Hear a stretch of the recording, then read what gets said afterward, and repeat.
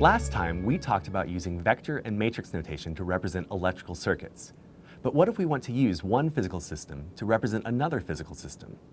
How do we know when a parallel between two systems exists? The reason we care about this question is that we often use our physical knowledge about one system to reason about another. For instance, we know that mechanical systems can oscillate if damping is low, and from that we might reason that electrical systems can oscillate with low resistance, but only if there is an inductor to play the role that mass would play in a mechanical setting. This skill of translating between mechanical and electrical systems is a key part of how we double-check that solutions we obtain actually make sense. Remember that capacitors are like springs, resistors are like dampers, and inductors are like masses.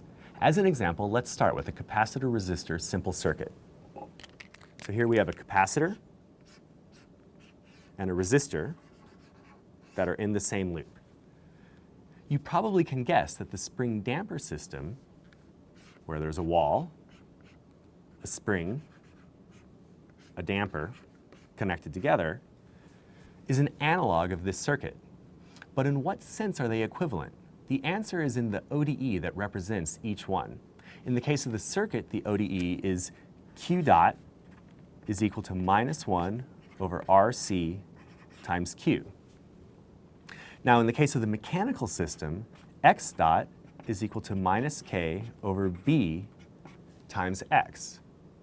We think of two physical systems being equivalent when the ODE that describes them is the same, and in this case, they are the same. If we add an external force to the spring damper system here, so we have an external force, what type of electrical system should have an equivalent equation of motion? Once we add a battery to the circuit, the two differential equations are the same again. So here we get plus VB over R, and here we get plus F external over B. Let's say that now we start with a capacitor-inductor circuit. What is the mechanical analog of a capacitor with an inductor in a loop?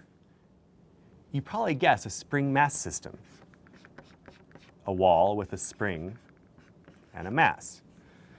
These two systems have the same ODE.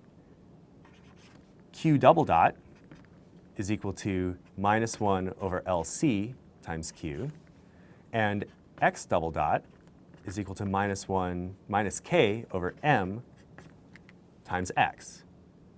Now they are also the same as this slinky. So horizontally, there's no external force, but there's a mass and a spring.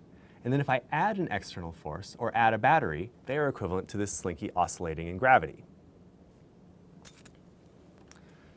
Another example is the capacitor-resistor-inductor circuit. So now I have a capacitor, a resistor, an inductor, all in a loop. And this is equivalent to a wall with a spring, a damper, both connected to a mass. Now let's say I have a different capacitor-inductor circuit. What is the equivalent mechanical system? So I start with two capacitors.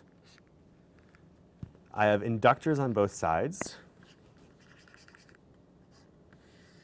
And then they're connected by a wire that's in the middle. The equivalent mechanical system is